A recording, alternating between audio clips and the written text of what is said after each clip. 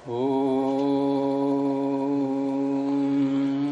सहनाववतु सहनौ भुनक्तु सह वीर्यं करवावहै तेजस्विनावधीतमस्तु मा विद्विषावहै।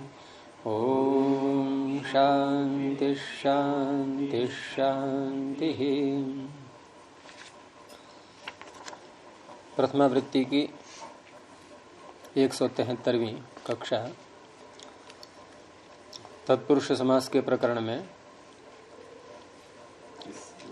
43 सूत्र तक हमने देख लिया था, संज्ञायाम सूत्र तक। कुछ पूछना है? पूछिए।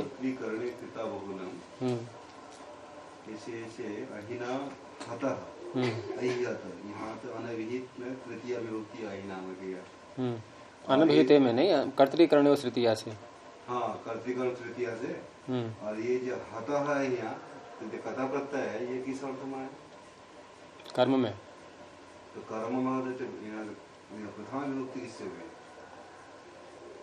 विभक्ति तो कर्ता में हुई है। प्रत्यय तो उन्होंने कर्म में लाया। अही ने मारा है ना? हाँ जी, हाँ। नहीं, अही सांप को ले रहे ना, अहिना हता। हाँ। तो अही के द्वारा मारा गया तो अही तो कर्ता हो गया। कर्ता में तृतीया हो गई। कर्ता में तृतीया क्यों हो गई? कर्ता अनभिहित है। कर्ता अनभिहित क्यों है? क्योंकि कर्म अभिहित है। कर्म अभिहित क्यों है? क्योंकि कथा प्रत्यय कर्म में आया हुआ है। कर्म में जो कथा प्रत्यय लाया था तो यहाँ विभक्ति जो निर्णय हुआ ना, ये जो कथा प्रत्यय लाया ना कर्म में, कर्म और हाँ, कर्म में आ गया। आगे बोलिए। यहाँ जी हता कैसे बना फिर? हन धातु से। हम धातु से बन दिया, फिर कर्म में ये द्वितीय विभक्ति वगैरह नहीं हो जाएगा इसमें? द्वितीय विभक्ति क्यों होगी? वही तो किस चीज में होगी द्वितीय विभक्ति? अर्थों में प्रत्यय लाया गया है वो कर्म है। कर्म अर्थों में प्रत्यय लाया। हाँ, तो ये हता बना है ना, यहाँ पे द्वितीय होने चाहिए था फिर। हतम। वही पूछ रहा हूँ किस सूत्र से? तो ये कर्मणि द्वितीय वो तो अनभिहित में करता है। ये करता है कर्म में, कर्म अर्थ में द्वितीय। अरे आप ऐसा समझो कि अहिना हतः में कर्म का निर्देश नहीं है, कर्म छिपा हुआ है। अब वाक्य पूरा करना है तो अहिना बालको हतः, सांप के द्वारा बालक मारा गया। ठीक है, बालक क्या है? कर्म। प्रथमा होगी उसमें, प्रातिपदिकार्थ लिंग प्रमाण वचन मात्र प्रथमा। अब क्रिया किसके अनुसार होगी? कर्म के अनुसार। कर्म को कह रही है तो बालक पुल्लिंग है तो हतः पुल्लिंग है। बालक एक वचन है, हतः एक वचन है। बालक में प्रथमा है, हतः में प्रथमा है। हतः में द्वितीया का क्या वो? हाँ, कर्म का अनुसार ही। हाँ, ठीक है, कर्म में प्रथमा हो जाती है।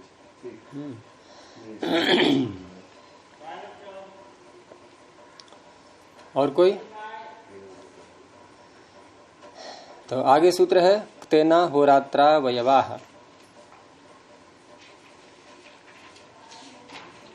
क्तेन तृतीयैक वचनान्तम अहोरात्रा वयवाह प्रथमा बहुवचनान्तम।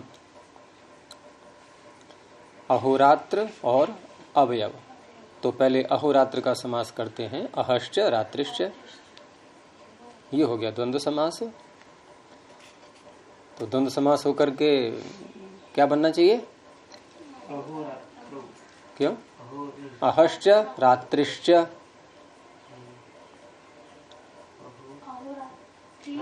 हाँ, तो द्वंद्व समास करके उसके बाद फिर समासांत प्रत्यय करेंगे। समासांत प्रत्यय करके अहोरात्र अकारांत शब्द बन जाता है। ये नक्तम रात्रम वगैरह अव्यय नहीं है? यहाँ नहीं है अव्यय, यहाँ रात्रि शब्द है। तो अहश्च रात्रिश्च इति अहोरात्रौ। अब अहोरात्रयोः अवयवाः इति अहोरात्रावयवाः। ये षष्ठी समास करेंगे बाद में, षष्ठी तत्पुरुष। और प्रकरण चल रहा है यहाँ पीछे से सप्तमी का। हम सप्तमी तत्पुरुष के प्रकरण में चल रहे हैं अभी। तो सप्तमी की अनुवृत्ति आ रही है तो सप्तम्यन्ताः, अब सूत्र में प्रथमा किसमें है? अहोरात्रावयवाः, इसमें प्रथमा है, उधर सप्तमी में प्रथमा है, तो सप्तम्यंत पद यही होंगे फिर। तो अहर अवयव वाचिनः, रात्रि अवयव वाचिनश्च सप्तम्यंताः शब्दाः। मैं कई बार कह चुका हूं, प्रथमा को प्रथमा के साथ जोड़ते हैं, तृतीया को तृतीया के साथ, ये ध्यान रखना। सप्तमी जो पीछे से आ रही है, सप्तमी शौंडही से, सप्तमी में कौन सी विभक्ति है? प्रथमा। तो इस सूत्र में प्रथमा किसमें है? जिसका हम अर्थ कर रहे हैं, इसमें प्रथमा किसमें है? अहोरात्रावयवाः। तो हो गया, सप्तम्यंत होने चाहिए। दिन के वाचक शब्द, दिन के अवयव और रात्रि के अवयव, ये सप्तम्यंत होंगे। तो सप्तम्यंताः अहरवयवाचिनः रात्र्यवयवाचिनश्च शब्दाः क्त प्रत्यांतेन, ये तृतीया है इसमें क्तेन, तो यहाँ सुपा जुड़ जाएगा। क्त प्रत्यांतेन समर्थेन सुबंतेन सह विभाषा समस्यन्ते तत्पुरुषस्य समासो भवति। तो अहन के अवयव, रात्रि के अवयव क्या होते हैं? तो अहन के हम भाग कर लेते हैं कि ये पूर्वाह्न है, ये अपराह्न है, ये मध्याह्न है, ऐसे करके ऐसी रात्रि के भाग कर लेंगे, पूर्व रात्रि, मध्य रात्रि, अपर रात्रि, ये इसके हो गए अवयव। अब कोई कार्य ऐसा है जो पूर्वाह्न में किया गया,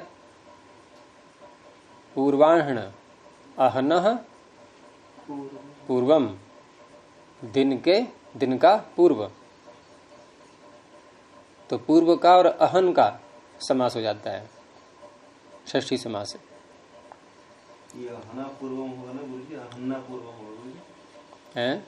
अहना पूर्वम, अहन्ना पूर्वम, दिन का पूर्व। आपने समास देखा भी कि अहोरात्रयोः अवयवाः, ठीक है, उनका पूर्व का हिस्सा। देखिए कौन है, ऑन कर। तो अहन और रात्रि, इनके अवयव ये होने चाहिए सप्तम्यंत। तो पूर्वाह्न शब्द हमारे सामने है, तो पूर्वाह्न क्या है? ये दिन का अवयव, अहन का अवयव, और इसमें कोई कार्य किया गया, तो पूर्वाह्णे ये सप्तमी हो गई। कृतम ये निष्ठांत, ये निकता प्रत्यांत शब्द आ गया, तो पूर्वाह्णे कृतम ये विग्रह हो गया। समास कर देंगे तो विभक्ति हट जाएगी, पूर्वाह्न कृतम, दिन के पूर्व भाग में किया हुआ कोई भी कार्य।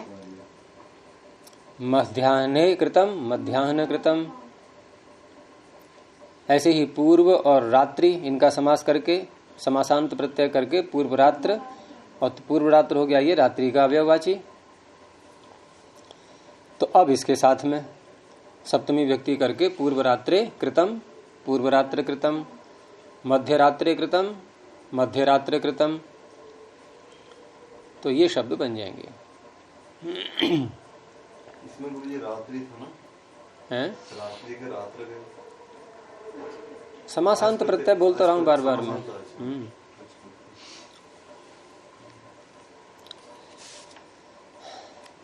तो इस तरह से ये दिन और रात्रि के अव्ययवाची शब्दों का समास करता है। ठीक है, समझ में आ गया ये सप्तमी अंत क्यों होना चाहिए? हैं? सप्तमी अंत क्यों होना चाहिए? सप्तम्यंत क्यों है? कौन है सप्तम्यंत? सप्तम्यंत कौन? उसने बोला ना सप्तमी अंत सुबंतों का। हाँ, मध्याह्ने जैसे बोल रहे हैं, अहोरात्रि। तो सप्तमी की आवृत्ति आ रही है पीछे से, सप्तमी शौंडई से सप्तमी की आ रही है। हम लोगों ने पहले द्वितीय तत्पुरुष देखा था, फिर तृतीय तत्पुरुष, फिर चतुर्थी, फिर पंचमी, षष्ठी तो आई नहीं है अभी, फिर सप्तमी तत्पुरुष चल रहा है अभी। तो सप्तम्यंत पदों का ही समास होगा यहाँ सप्तमी के अधिकार में, पंचमी के अधिकार में पंचम्यंतों का होगा, तृतीया के अधिकार में तृतीयांतों का होगा, इस तरह से होगा। कुछ उलझन लग रही है आपको? क्या उलझन है, मैं समझ नहीं पा रहा हूँ।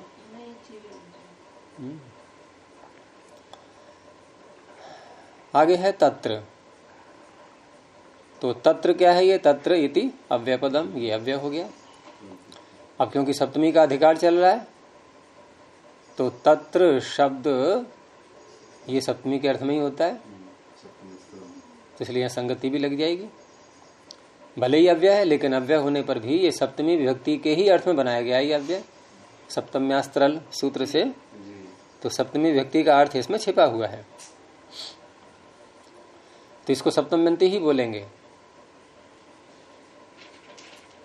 तो तत्र इति सप्तम्यंतम पदम, और इसमें तृतीयांत पद नहीं है कोई, तो ऊपर से ले लेंगे कतेन को।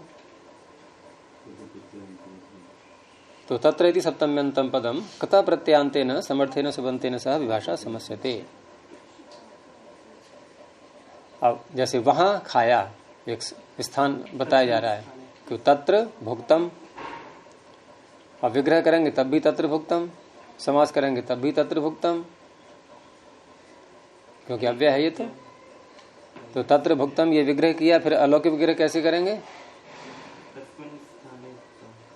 नहीं, अलौकिक विग्रह तत्र के आगे कुछ नहीं, और भुक्त सु, कोई जरूरत नहीं पहले से ही।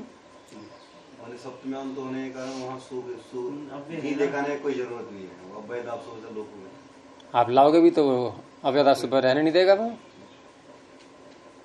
तो तत्र भुक्त सु,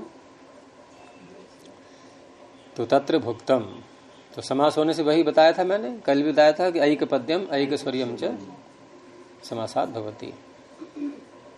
ऐसे ही तत्र पीतम तत्र कृतम।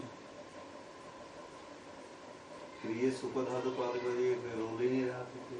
क्यों? भुक्त के आगे सु को नहीं हटाएगा वो, तो सुला के फिर एक पद बनाने का फिर सुलाएंगे। हाँ, वो बाद में लाएंगे आप, वो काम बाद में होगा। एक बार तो सफाई होनी है पहले पूरी, उसके बाद लाएंगे आप। क्षेपे, क्षेपे सप्तम्यक वचनांतम,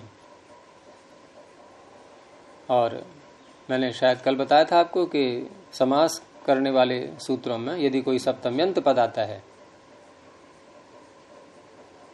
ये उलझन आप सबको लग रही है, लगता है मुझे अभी, ये सप्तमी और ये प्रथमा और तृतीया वाली। अभी जैसे पीछे सप्तम्यंत की बात चल रही थी, अब मैंने कहा कि ये समास करने वाले सूत्रों में यदि कोई सप्तम्यंत पद आता है तो सुनते ही ध्यान जाएगा सप्तम्यंत की बात तो पीछे भी हो चुकी थी। अभी पीछे सप्तम्यंत की बात का तात्पर्य था कि समास करते समय हम जो अलौकिक विग्रह करते हैं या लौकिक विग्रह वो सप्तम्यंत से करेंगे, और यहां कहने का तात्पर्य कि सूत्र में सप्तम्यंत पद, सूत्र में जो पद आ रहा है उसमें सप्तमी विभक्ति। तो अब तक जो सूत्र निकला पीछे, जैसे एक तेना हुरात्रा वैवाह, इसमें कोई सप्तम्यंत पद है? नहीं है, लेकिन सप्तमी की अनुवृत्ति तो आ रही है। तो वो सप्तमी की अनुवृत्ति का तात्पर्य समास करते समय पदों के आगे सप्तमी आएगी। तो यहां सूत्रों में, समास के सूत्रों में जब कोई सप्तम्यंत पद आता है तो उसका अर्थ होता है अर्थ, विषय। जैसे पीछे आया था ध्वांक्षेण क्षेपे कृत्य ऋणे, तो ऋणे क्षेपे, यहां भी देखो क्षेपे आ गया। तो अर्थ लेते हैं उसका, विषय सप्तमी कहते हैं इसके लिए, उस विषय में, उस अर्थ में। अब यहां सूत्र में न तो कोई प्रथमांत है न कोई तृतीयांत है, तो हम ऊपर से लाएंगे दोनों, क्योंकि बिना प्रथमांत के, बिना तृतीयांत के समास तो होना नहीं है। समास प्रथमांत का तृतीयांत के साथ होता है, ये नियम सब जगह लगाते जाओ, पूरे समास के प्रकरण में, दो पादों में। बहुरी की छोड़ देना, बहुरी में थोड़ा अंतर आ जाएगा, बहुरी और द्वंद्व, क्योंकि बहुरी और द्वंद्व में सारे ही पद होते हैं उपसर्जन, वहां सारे ही प्रथमांत होते हैं। तो यहां प्रथमांत का तृतीयांत के साथ समास, लेकिन सूत्र में प्रथमांत तृतीयांत कोई भी नहीं है, तो प्रथमांत ले लेंगे ऊपर से सप्तमी, सप्तमी शौंडई से आ ही रहा है। तृतीयांत ले लिया कतेन, आगे दोनों। अब बना लो अर्थ। तो सप्तमी का, क्योंकि सप्तमी प्रथमा है, इधर ये तत्र अव्यय है, तो सप्तम्यंतम तत्र इति सप्तम्यंतम पदम कृत प्रत्यांतेन समर्थेन सुबंतेन सह समस्यते तत्पुरुषस्य समासो भवति। क्षेपे गम्यमाने, ये निंदार्थ में करेगा। तो निंदार्थ में करेगा तो वाक्य बनेगा कि अवतप्ते नकुल स्थितम तब एतत्। तत्र की बात कहाँ है? तत्र की तो ऊपर आई थी। हाँ, तत्र मैंने गलत बोल दिया, केवल सप्तम्यंतम पदम, सप्तम्यंतम पदम, बस इतना ही रहेगा। हाँ, क्योंकि न इसमें सप्तम प्रथमांत भी नहीं है, इसमें तृतीयांत भी नहीं है, तीन दोनों ऊपर से आ जाएंगे। तो सप्तम्यंत सुबंत का कृतांत के साथ समास हो जाएगा। तो सप्तम्यंत पद क्या है यहाँ? अवतप्ते,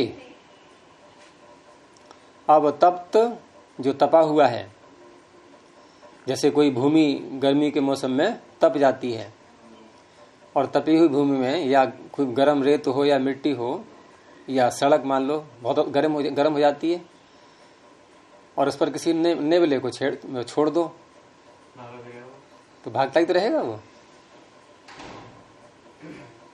बिलबिलाएगा, भागेगा, तड़पेगा, यानी कि स्थिर नहीं रह सकता। और वो तो खैर नकुल की बात है, आप गर्म तवे पे पानी की बूंद डालो और रोको, उसके लिए रुकेगा? कूदता ही रहेगा। उसमें देते हैं ना योग दर्शन में, व्यास के भाष्य में, चित्त की स्थिति विक्षिप्त वाले की, क्षिप्त वाले की, क्षिप्त मूढ़ विक्षिप्त एकाग्र निरुद्ध जो 5 भूमियां हैं, उसमें क्षिप्त का उदाहरण यही दिखाया जाता है। गरम तवा में पानी टपकने का मतलब क्या है? यहाँ वो बूंद कूदती ही रहेगी जब तक जल नहीं जाएगी, पूरी स्थिर नहीं रहेगी कि बहुत शांत है और धीरे धीरे वाष्प बन के उड़ रही है, ऐसा नहीं। लोग में भी उक्ति भी लेते हैं ना, ये गरम तवा में पानी फेंकने से जैसे किसी का झगड़ा हो गया, बीच में और कुछ बात छोड़ दिया। तो अब तपते, अब उस तप्त भूमि में नकुल को छोड़ दिया गया, तो इधर उधर भाग रहा है वो। तो ऐसा कोई व्यक्ति जो क्षण भर भी किसी विषय पर या किसी कार्य में नहीं टिकता, पढ़ने को लगाया तो भाग गया, अन्य कार्य को लगाया छोड़ दिया बीच में, स्थिरता नहीं है जिसके जीवन में, जिसका कार्य स्थिर नहीं है, तो ये क्षेप निंदा किसी की जा रही है। तो उसमें ये उदाहरण आएगा कि तब एतत्, तेरा ये जो कार्य है, जिससे ही बात की जा रही है, उसको जो बताया जा रहा है कि तेरा ये जो कार्य है, ये कैसा कार्य है कि अब तप्ते नकुल स्थितम, कि जैसे तप्त भूमि पर नकुल अस्थिर होकर रहता है, वैसे।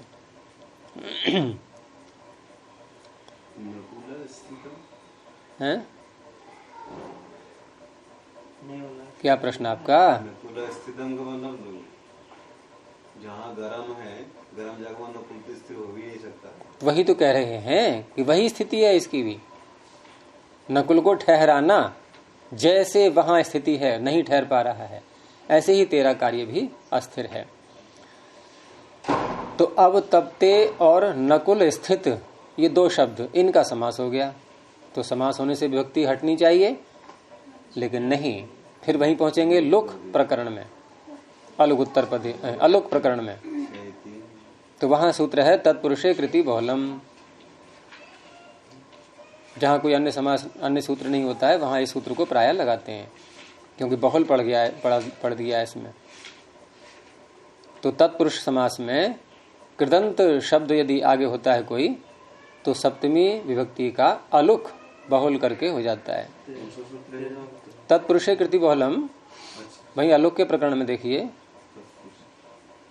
13 संख्या पर। तो नकुल स्थित कृत प्रत्यांत है।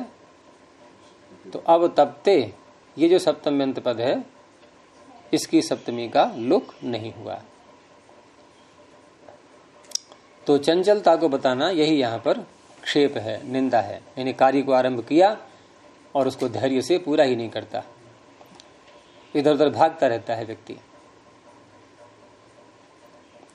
ऐसे एक और दिया है, प्रवाहे मूत्रितम, पानी बह रहा है और बहते पानी में किसी ने लघु शंका की है, तो जैसे वो पानी के साथ बह जाती है, वहां रुकने का सवाल ही नहीं है। ऐसे ही कोई कार्य किया गया और वो निष्फल हो गया, बह गया, कुछ नहीं रहा वहां पर।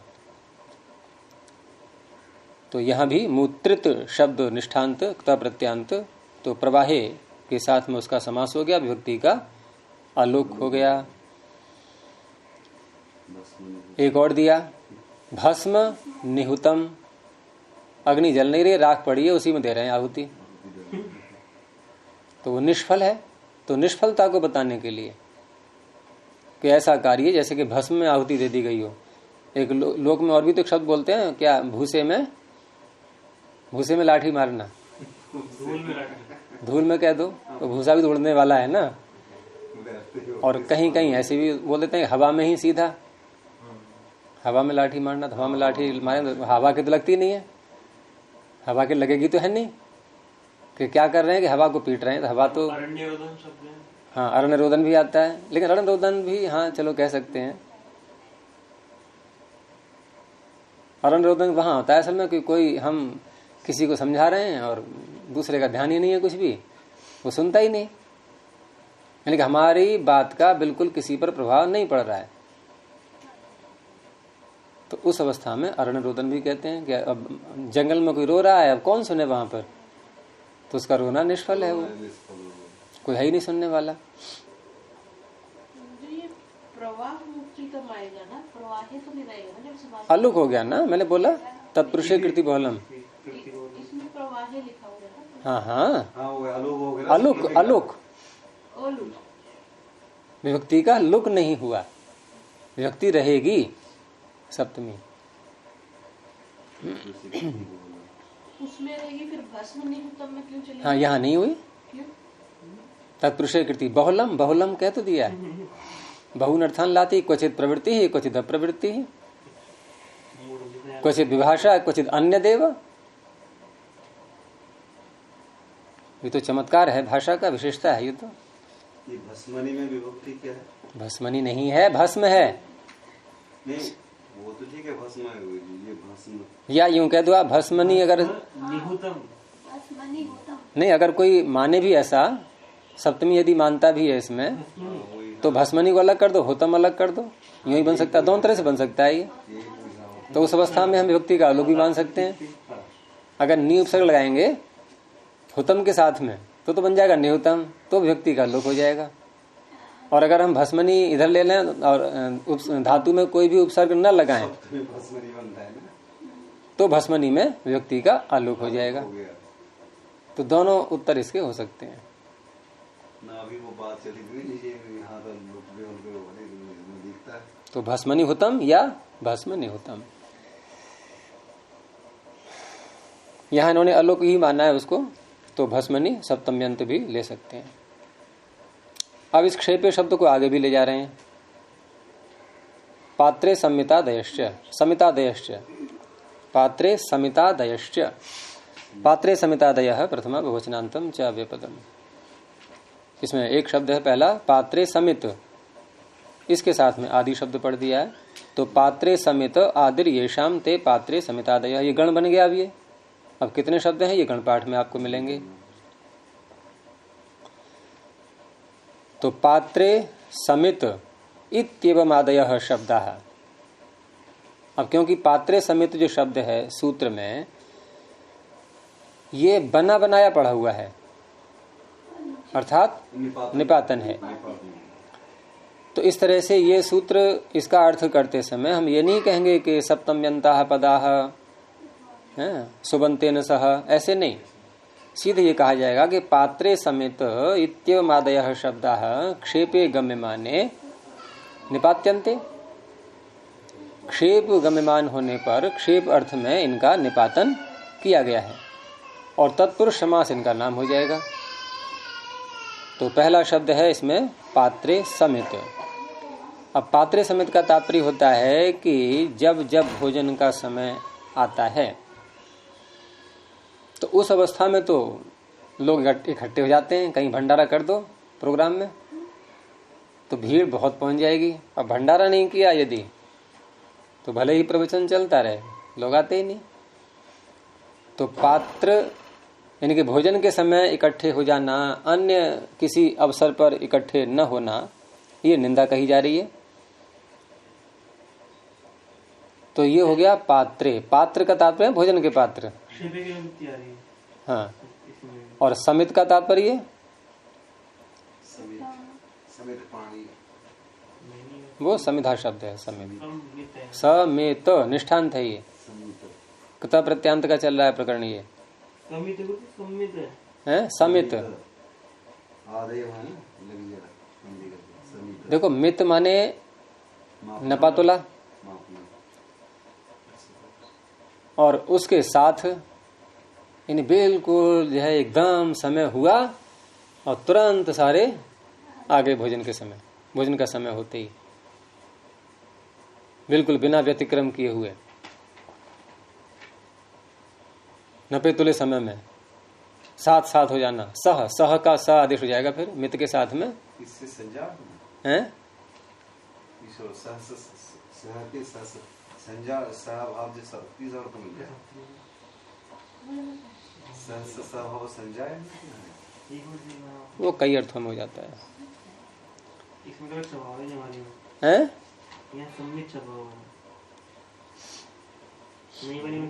मिलता है पाठभेद वैसे सम्मित भी, लेकिन सम्मित ही ज्यादा उपयुक्त रहेगा।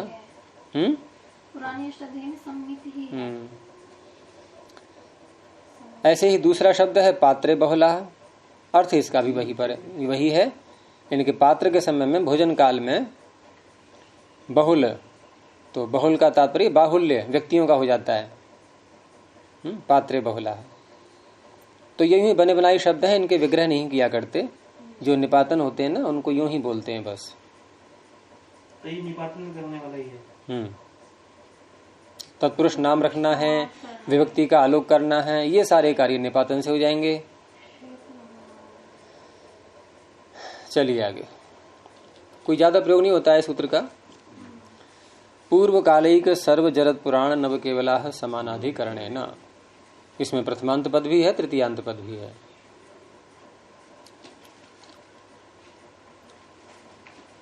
तो अब जो पीछे सप्तमी की अनुवृत्ति आ रही थी अब तक, वो इसमें नहीं है अब। तो पूर्व कालिक सर्व जरत पुराण नव केवला प्रथमा बहुवचनांतम समानाधिकरणेन तृतीयैक वचनांतम। पूर्व काल शब्द एक है। पूर्व काल एक, सर्व, जरत, पुराण, नव, केवल, इनका आपस में द्वंद्व समास करेंगे। और जो दूसरा शब्द है समानाधिकरण, तो समानाधिकरण का तात्पर्य होता है समानम अधिकरणम यस्य।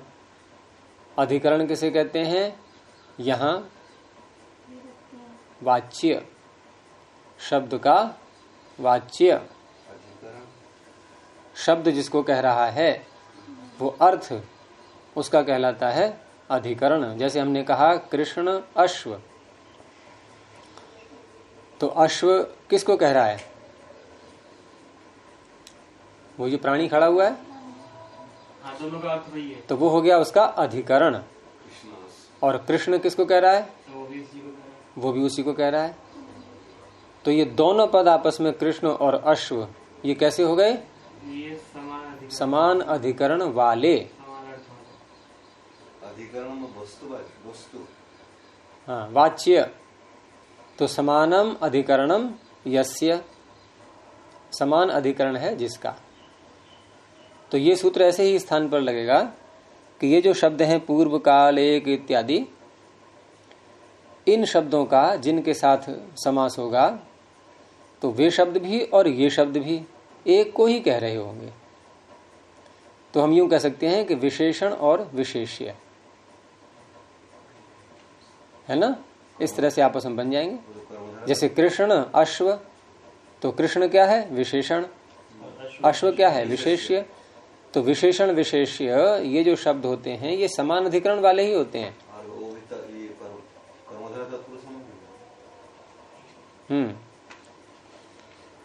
तो पूर्व काल एक, सर्व, जरत, पुराण, नव, केवल इत्येते सुबन्ताः समानाधिकरणेन सुबन्तेन सह विभाषा समस्यन्ते तत्पुरुषस्य समासो भवति।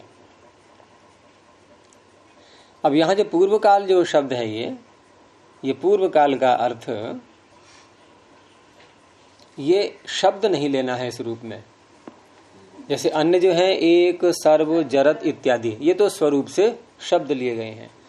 और पूर्व काल से तात्पर्य है कि पहले के समय में जो कार्य किया उस कार्य को बताने वाला शब्द, पहले जो किया उस कार्य को बताने वाला शब्द वो कहलाएगा पूर्व काल। जैसे दो क्रियाएं की किसी ने, तो निश्चित है कि एक क्रिया पहले होगी, एक क्रिया बाद में होगी। जब दो क्रियाएं हैं तो एक साथ तो हो नहीं सकती, उसमें पौर्वापर्य रहेगा। तो पूर्व काल वाली क्रिया का वाचक शब्द उसका समानाधिकरण शब्द के साथ में समास हो जाएगा। जैसे पहले किसी ने स्नान किया, तो स्नान किया तो हम क्या बोलेंगे उस व्यक्ति को? स्नातः, स्नान किया हुआ। उसके बाद फिर भोजन किया, ठीक है, तो अनुभुक्तः, अब भोजन किया हुआ हो गया वो। अब दो शब्द हमारे पास में आ गए, स्नातः और अनुभुक्तः।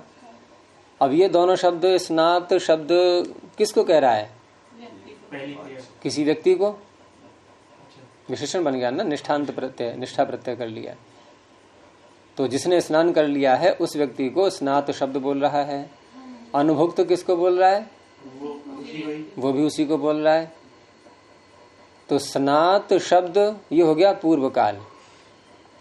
अनुभुक्त क्या हो गया? समान अधिकरण।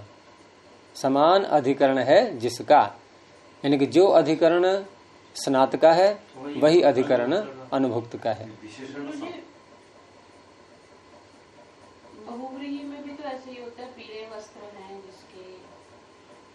तो यहाँ ऐसे बोला मैंने जिसके नहीं, जिसकी भी, जिसने स्नान किया वही, मतलब एक ही को कह रहा है। नहीं, जिसके बोलो, स्नान किया है जिसने, तो के बोलो ना। भोजन किया है उसने। अब के नहीं बोल पा रही हो ना आप। और वहां बोला था पीले वस्त्र हैं जिसके, वहां ने बोल के देखो। पीले वस्त्र पहने हैं जिसने। आपने वाक्य क्यों बदल दिया? ये इसमें ये अर्थ कहाँ निकला कि पीले? मेरे को ये कंफ्यूजन होगी कि वहाँ भी एक ही अधिकरण है, यहाँ भी एक ही अधिकरण है, तो दोनों चीजें सेम ही। अधिकरण एक होने पर भी वहां अन्य पदार्थ है। वहां न तो पीत का अर्थ है न वस्त्र का अर्थ है। समास का जो शब्द बनेगा पूरा, पीत वस्त्र जो शब्द बना, वो शब्द न तो पीत को कह रहा है न वस्त्र को कह रहा है। किसको कह रहा है? इन दोनों से भिन्न किसी मनुष्य को। मतलब इसके वहाँ भी विशेष विशेषण, विशेष और विशेषण दोनों है। हाँ। और तत्पुरुष समास जो है ये उत्तर पदार्थ प्रधान होता है, प्रायः करके उत्तर पदार्थ प्रधान होता है ये। लेकिन जहां हम कर्मधारय तत्पुरुष करते हैं तो वहां, क्योंकि दोनों का अधिकरण एक ही है, कोई बात नहीं है, वहां ये वाक्य बोलने में नहीं आएगा इतना। अब यहाँ यह है कि जो स्नात शब्द भी उसी को बोल रहा है और अनुभुक्त भी उसी को बोल रहा है।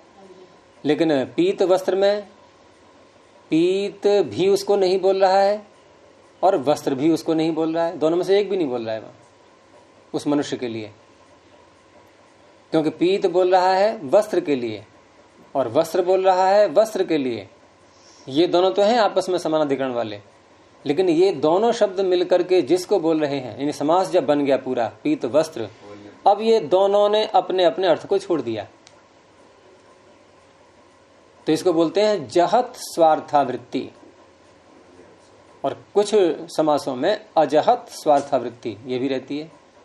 अभी शब्द क्लिष्ट पढ़ेंगे आपको भी, क्योंकि आगे चल करके आएंगे द्वितीय वृत्ति महाभाष्य वगैरह में। यानी बहुरी समास दो तरह का, जहत स्वार्थावृत्ति, अजहत स्वार्थावृत्ति।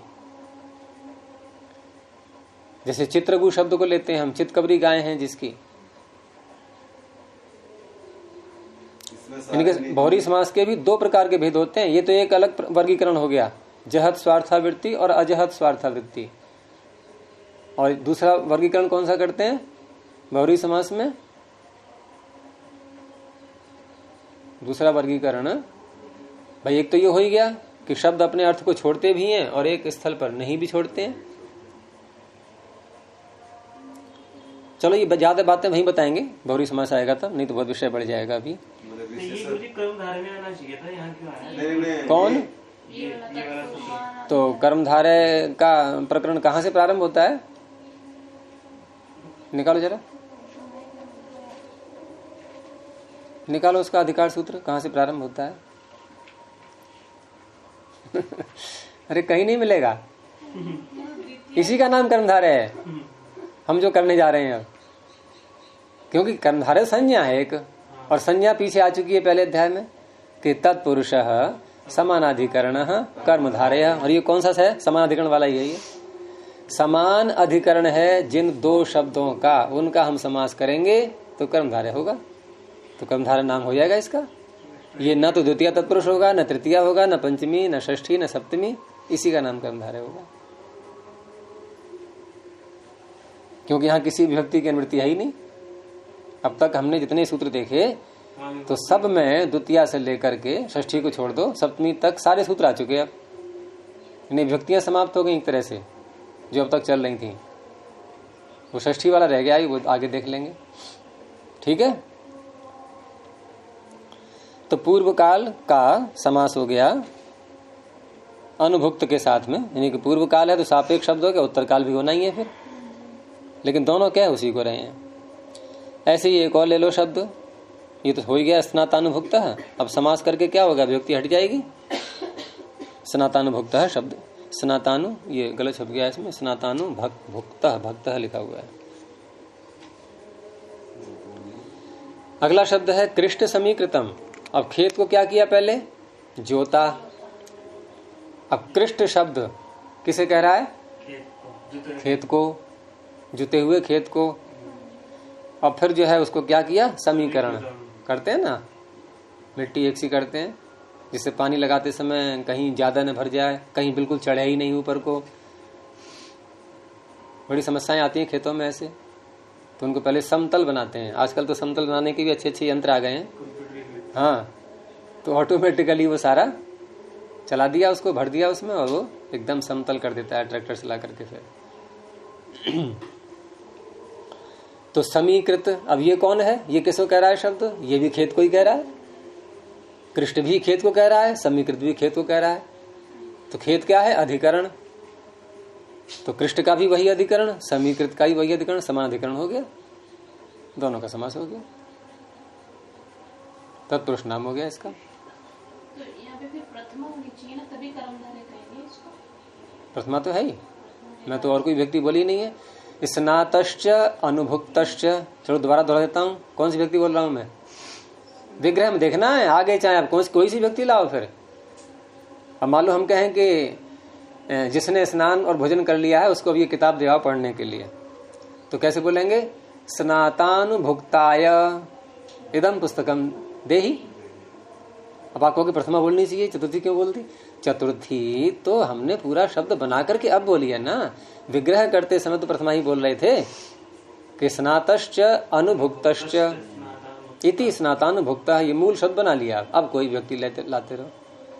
ऐसे ही कृष्टम च समीकृतम च, नपुंसकलिंग बोला मैंने, क्षेत्र का क्षेत्र अर्थ निकल रहा है इसलिए। तो कृष्ट समीकृतम, अब कृष्ट समीकृत शब्द बन गया है, अब कोई व्यक्ति बोलो कि कृष्ट समीकृते क्षेत्रे कृषकः बीजानि वपति। अब यहां सप्तमी बोलती नहीं हमने कि जो खेत जोत करके समीकरण कर दिया गया है जिसका, उसमें किसान बीज बो रहा है।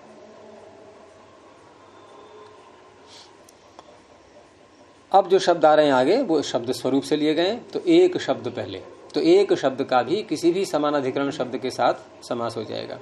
ये बहुत लगता है सूत्र इन चीजों के लिए।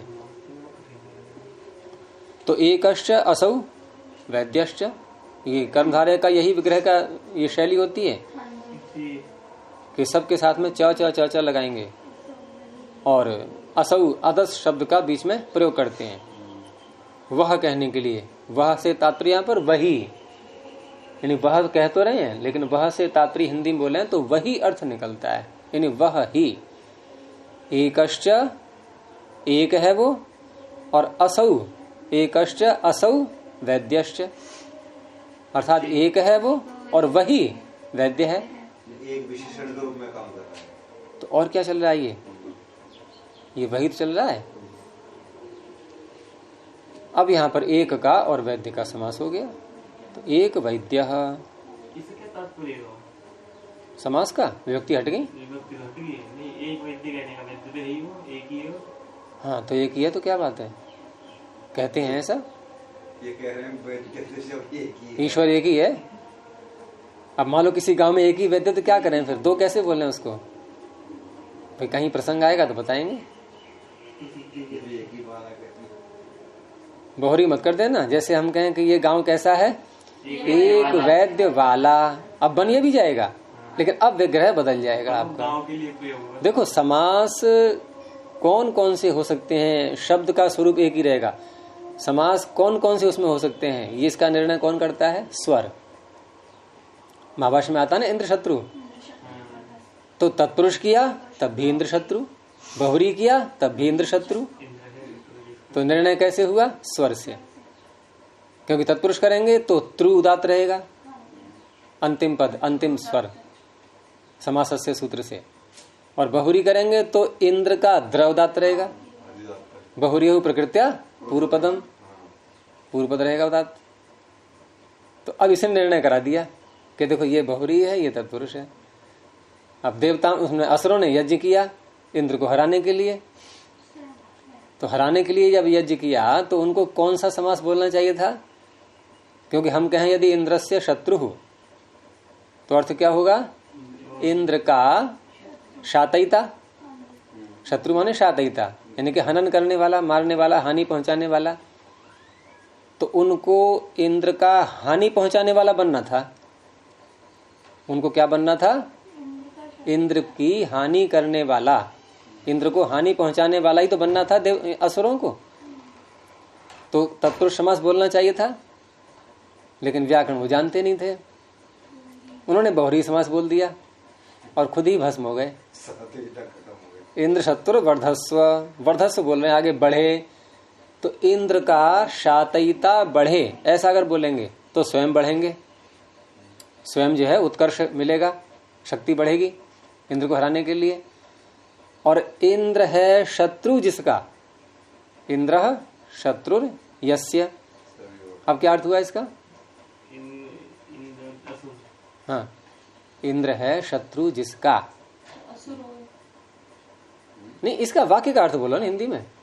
इंद्र है शातयिता, इंद्र है हानि करने वाला जिसका। यानी हानि कौन करने वाला है?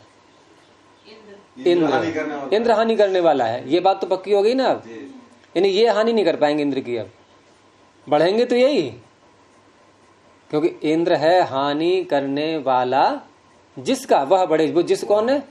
ये असुर। असुर बढ़े तो, लेकिन हानि करने वाला कौन रहा फिर भी? हानि करने वाला कौन रहा फिर भी? इंद्र ही तो रहा। तो उनका बढ़ना ना बढ़ना बेकारित हुआ ना, उससे और ज्यादा बढ़ जाएगा वो। तो वो बहुरी समास बोल गए, यानी कि द्र को उदात्त कर दिया। इंद्र शत्रु वर्धस्व है। इंद्र कैसे हो गया? हानि करने वाला बहुरी समास में। हाँ हाँ, अनेकम अन्य पदार्थ वो हो गया ना, क्या नाम है ये? असुर। असुर, हाँ। लेकिन हानि करने वाला कौन हुआ? इंद्र है शत्रु जिसका। हाँ, इंद्र है हानि करने वाला जिसका। हानि करने वाला कौन है? हानि करने इंद्र हो गया। फिर तो समझ आ गया समासों का महत्व। ऐसे ही हमने कहा एक वैद्य। अब ग्राम का बनाना है विशेषण, तो हम कैसे कहेंगे? एकः एको वैद्यः यस्य, जिसका या जिसमें ग्राम में कह दो, कुछ भी कह लो। एको वैद्यः यस्मिन् ग्रामे स ग्रामः एक वैद्यः। वो ग्राम एक वैद्य वाला हो गया। और यहाँ क्या विग्रह किया हमने? एकश्च असौ वैद्यः, वही एक है, वही वैद्य। ग्राम से कोई मतलब ही नहीं है। ये दोनों शब्द वैद्य को बोल रहे हैं। तो ये होता है अन्य पदार्थ प्रधान, उत्तर पदार्थ प्रधान। तो ये पता लगता है स्वरों से फिर आगे चल करके। ऐसा कोई समय रहा हो जी जब स्वर अंगन रहा हो भाषा में भी? वो सूत्र है तो प्रमाण। उदक च विपाशः, वहां प्रत्यय में अंतर ला रहे हैं पाणिनि की। विपाश नदी के इधर वाले इस प्रत्यय को बोल रहे हैं, विपाश नदी के इधर वाले इस प्रत्यय को बोल रहे हैं। और वो प्रत्यय में जो भेद आ रहा है वो प्रत्यय स्वर का ही भेदक है वो। तो विपाश नदी वाले इस स्वर को बोल रहे हैं, विपाश नदी इधर वाले इस स्वर को बोल रहे हैं। उदक च विपाश। ये प्रमाण देते हैं लोग इस सूत्र का कि पाणिनि के समय में संस्कृत भाषा प्रचलित थी और यहां तक थी कि स्वर संबंधी भी गलतियां नहीं करते थे लोग। स्वरों का उच्चारण भी चलता था, उदात्त अनुदात्त स्वरित। सामान्य लेखन में एकदम रहा। तो अगला शब्द है सर्व। हाँ, इसी का एक वैद्य का एक और उदाहरण दे दिया, एक भिक्षा। कैसे करेंगे इसका? एकाच असौ भिक्षा। स्त्रीलिंग में भी असौ बनता है ना अदस का। तो कर्मधारय के विग्रह का नियम सीख लो आज, पहली बार आपके सामने आ रहा है ये। जब भी करते हैं तो च लगाएंगे और बीच में असौ बोलेंगे। पुल्लिंग है तो असौ, स्त्रीलिंग है तो असौ, नपुंसकलिंग है तो अदह। अमु क्यों ला रही हो आप? एक वचन ही बोलना है। जब दो शब्दों का समास करेंगे तो ये भी एक शब्द है, ये भी एक शब्द है, एक ही वचन तो बोलेंगे। आप बाद में भले ही फिर उसके रूप चलाओ बहुवचन में,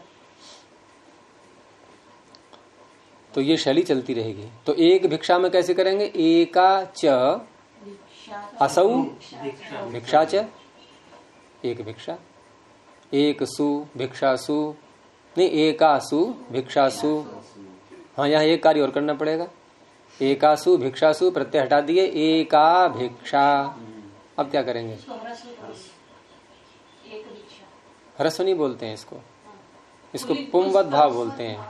पुंवत भाव पुल्लिंग बोलते हैं। तो पुंवत कर्मधारय जातीय देशीयेषु। कर्मधारय समास में पूर्व पद को पीछे से निवृत्ति आ रही। स्त्रिया पुंवत, स्त्रिया पुंवत भाषित पुंस्का धनुंग समानाधिकरण स्त्रियाम अपूर्णी प्रियादिषु। तो यहां से स्त्रिया पुंवत आ रहा है। ये वहीं उत्तर पदे का अधिकार चलता है, जहां अलग उत्तर पदे। देखो, जब भी कोई कार्य उत्तर पद परे रहते करना होता है तो वहीं मिलेंगे सूत्रीय, क्योंकि यहाँ पर हम एक समानाधिकरण आगे वाला उत्तर पद परे ले रहे हैं हम, और पूर्व पद को पुंवत भाव कर रहे हैं। तीसरे कॉलम में देखो, तीसरे कॉलम में नहीं, अंतिम सूत्र है ना गुरुजी। हाँ, अंतिम सूत्र ये जो है पुंवत कर्मधारा, ये तीसरे में आ गया होगा ना। हाँ, वो अंतिम सूत्र है। तो पुंवत कर्मधारय जातीय देशीयेषु। जातीय और देशीय प्रत्यय है ये, इन प्रत्ययों के परे रहते और कर्मधारय समास में उत्तर पद परे रहते, ये सब जगह जोड़ेंगे इसमें। ये प्रत्यय है। आपको सूत्र ही नहीं मिल रहा है, अवधेश जल्दी बता दिया करो ना। चलिए, तो ये हो गया। आगे है सर्वे च ते मनुष्याः। अब सर्व शब्द का समास कर दिया गया। अब देखो, यहां जैसे मैंने कहा था असौ, अब क्योंकि ये सर्व शब्द बहुवचन में ही आता है, तो अब तो यहां पर आपको या तो अदस शब्द बोले हम, असौ अमु अमुनी। तो सर्वे च अमुनी अमुनी के आगे छत लगाएंगे, सर्वे च अमुनी मनुष्याश्च। लेकिन ये परिपाटी या शैली जो भी रही है पीछे, तो इसमें जब बहुवचन से विग्रह करते हैं तो असौ का अदस का प्रयोग नहीं करते हैं। अब क्यों नहीं करते हैं, नहीं, कुछ नहीं पता इसका, क्योंकि दोनों समानार्थक हैं। जो अदस का अर्थ है वही तद शब्द का अर्थ है। तो आप कहो कि हम वहां भी करेंगे, तो कर लो, क्या हानि है। एकश्च स वैद्यश्च, वहां कर लो, कोई हानि नहीं है। और यहां भी कर लो, सर्वे च अमुनी मनुष्याश्च, कोई आपत्ति नहीं है इसमें। लेकिन ऐसा ही चल रहा है कि एक वचन में असौ लगा देते हैं और बहुवचन में तद शब्द का प्रयोग करते हैं। तो सर्वे च ते मनुष्याः, वे ही सब हैं, वे ही मनुष्य हैं। तो सर्व भी उसी को कह रहा है, मनुष्य भी उसी को कह रहा है। अधिकरण दोनों का समान है। कर्मधारय कहने का तात्पर्य गुरुजी, कर्मधारय शब्द से कुछ मतलब है? कर्मधारय संज्ञा है, अनर्थक कुछ नहीं। अनवर्थ हो सकता है, विचार करते रहना आगे, कोई अगर निकलता है तो। बहुत से कार्य अनुसंधेय होते हैं, वो तो व्यक्ति किसी विद्या में घुस जाए, अंदर घुस जाए, घुसता रहे, कुछ ना कुछ निकलता ही रहेगा उसमें से। अब उसमें ये होता है कि एक ही चीज में घुस जाओ तो फिर और विषय फिर रह जाते हैं, तो काम लायक जो है ग्रहण कर लेते हैं। अब बाकी तो कितना ही घुसते रहो उसमें, सारा जीवन लगा दो, मेरे रहस्य निकलते ही रहेंगे।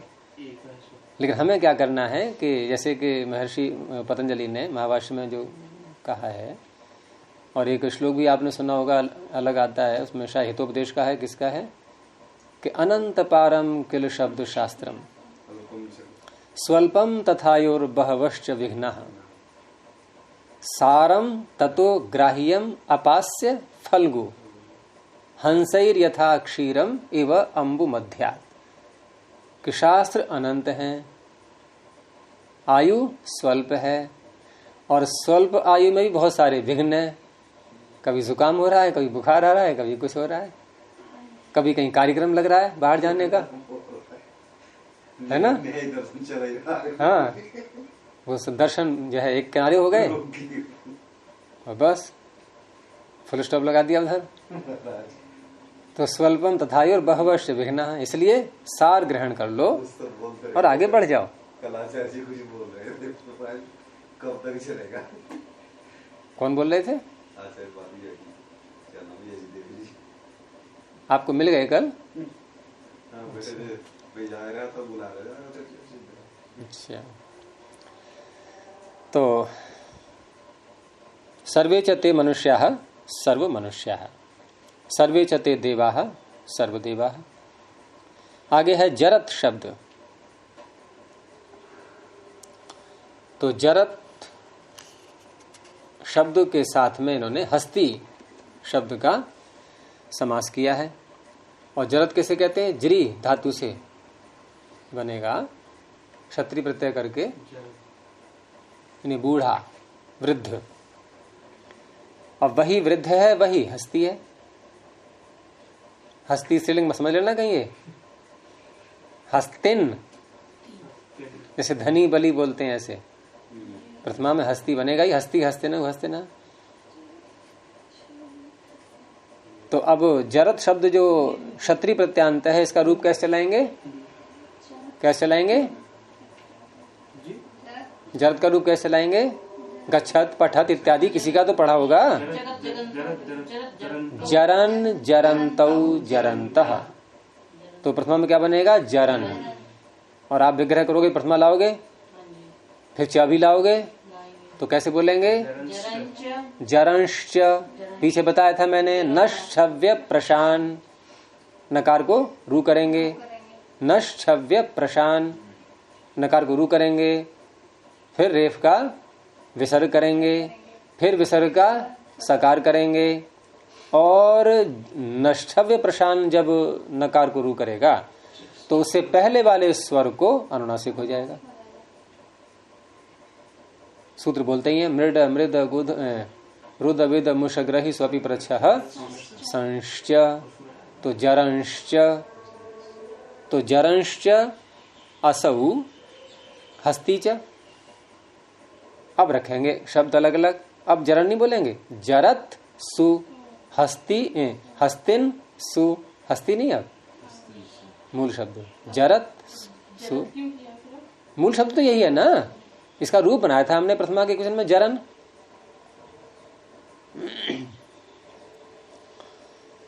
तो जरत हस्ती विभक्ति हट गई। अब यहां पर ह जो आगे आ रहा है, तो पहले तो जरद के तकार को झलाम जशोंते से जश करेंगे, जरद। अब क्या करेंगे? झयो होने तरस्याम, झय से उत्तर विकल्प करके हकार को क्या हो जाता है? रूप नहीं बोलते हैं इसको, सवर्ण बोलते हैं। पूर्व जैसा, तो पूर्व क्या है? तवर्ग। तो हकार के स्थान में ऐसा वर्ण लाना है जो तवर्ग का हो।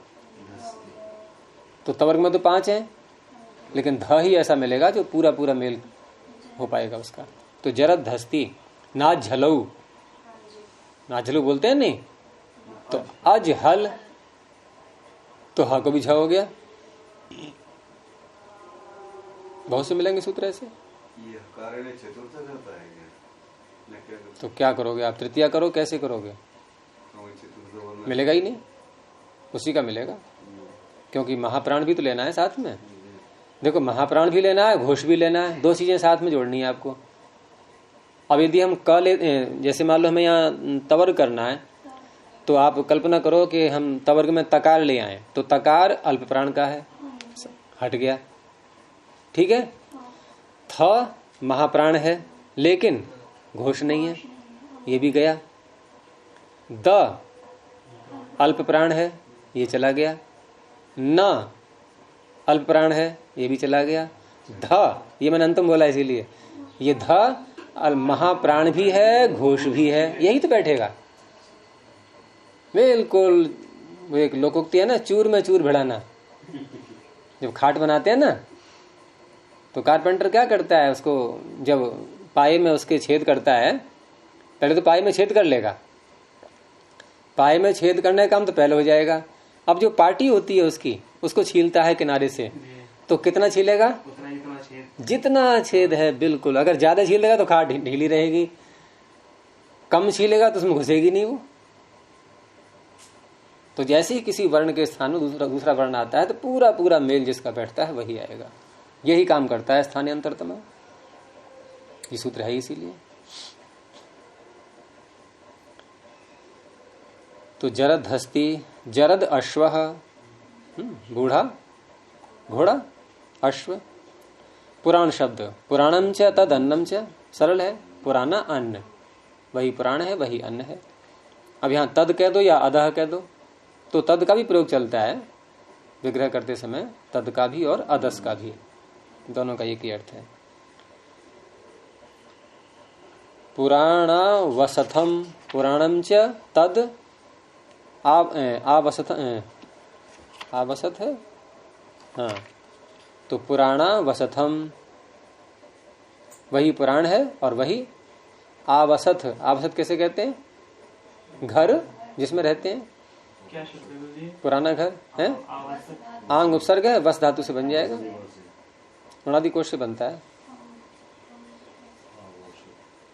वो तो पता लग जाता है प्रत्ययों की विचित्रता को देखते हुए कि उणादि कोश का प्रत्यय है या तीसरे अध्याय का, अष्टाध्यायी का है। तो वैसे उणादि कोश भी सारा तीसरा अध्याय या नहीं? उणादि कोश अष्टाध्यायी का कौन सा अध्याय में आता है? तीसरे अध्याय में। तो कैसे आता है? क्योंकि तीसरे अध्याय के एक सूत्र ने उसको खींच लिया इधर को, उणादय बलम ने खींच लिया, तू भी आजा मेरे पास में, सारा आ गया, वहीं बैठ गया आके उसके पास में पूरा उणादि कोश। और इसीलिए उणादि कोश के सारे प्रत्ययों को अब क्या मानेंगे हम? धातु के अधिकार में। भाई वहां आ गया, नहीं आ गया? उणादि बलम किसके अधिकार में है? धातु के अधिकार में। तो पूरे उणादि कोश के प्रत्यय किसके अधिकार में आ गए? धातु के अधिकार में। तो पूरे उणादि कोश के प्रत्ययों का नाम क्या होगा? अब कृत। सारे नियम वही लगेंगे अब। पुराना वसथम, और क्या है? नवम च तद अन्नम च नवान्नम, ये नव शब्द सूत्र में आ रहा है, नया अन्न है, नवावस्थम, नया घर। और केवल शब्द, केवलम च तद अन्नम च केवलान्नम, केवल अन्न।